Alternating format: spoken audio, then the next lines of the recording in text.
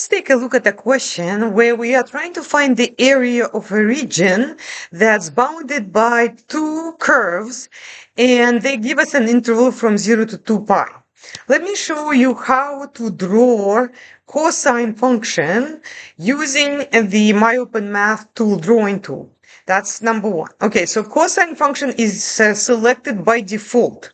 And all we need to do is find consecutive minimum and maximum. Okay, let's recall that the cosine graph starts at 1, right? Then it's going to go to 0 at pi over 2. Then it's going to dip to negative 1 at pi.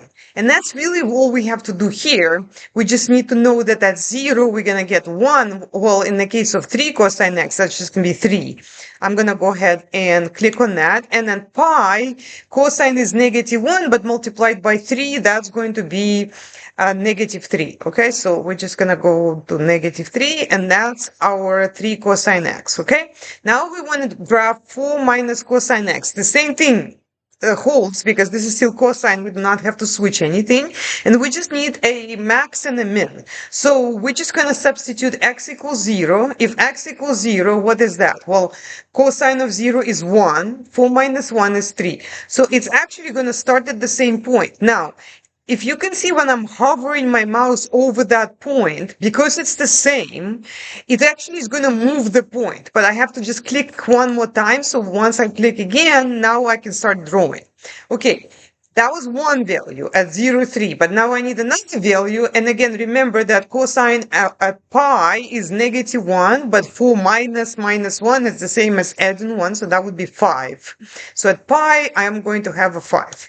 Okay, so that's what I see here. Let's check that out. Okay, now what do I need to do to compute the area of the region on this interval from 0 to 2 pi? First of all, which regions am I talking about? Let me show you. I just want to go ahead and draw. Okay, draw this region. So it's going to be all of this stuff, right? All of that between 0 and 2 pi. This function on the top, that was that 4 minus cosine x. And on the bottom, it was 3 cosine x, right? Okay, so let me just copy that. And let me copy that over here. All right, let me just make this a little bit smaller so you can see and move it. Yeah, this is what we drew, right? This is what we got. Okay, so when we start setting this up, we want to start at 0. We're going to go to 2 pi, right? And it's always top curve minus bottom curve. So top curve is 4 minus cosine x. And then we subtract 3 cosine x, right? And then we integrate that with respect to x. Now, we do want to simplify a little bit because we got minus 1 cosine x minus 3 cosine x. So what is that? That's negative 4. We'll have 0 to 2 pi, 4 minus 4 cosine x. Okay, now let's see if we can integrate that. So integral of 4, that's 4x. Remember, anytime you integrate a number, you multiplying it by whatever variable you are integrating with respect of. And integral of cosine is sine. Now, how do I know that there is no sign change? Here, I started with negative 4 and I wound up with negative 4. Because I remember that anything that does not start with the c will not change sign when I take the derivative, okay? So derivative of sine is cosine. It does not start with the c. If it was cosine, it does start with the c and would have been negative, so there would have been a sign change. But here, there is no sign change. Integral of cosine is sine. Okay, now I'm going to substitute 0 and 2 pi. First, let's substitute 2 pi for x. We're going to get 4 multiplied by 2 pi.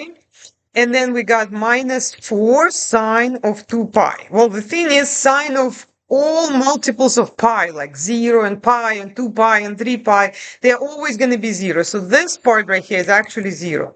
Minus, now let's substitute 0. And here we are going to get 0 because 4 times 0 is 0 and sine of 0 is 0. So this whole thing is 0.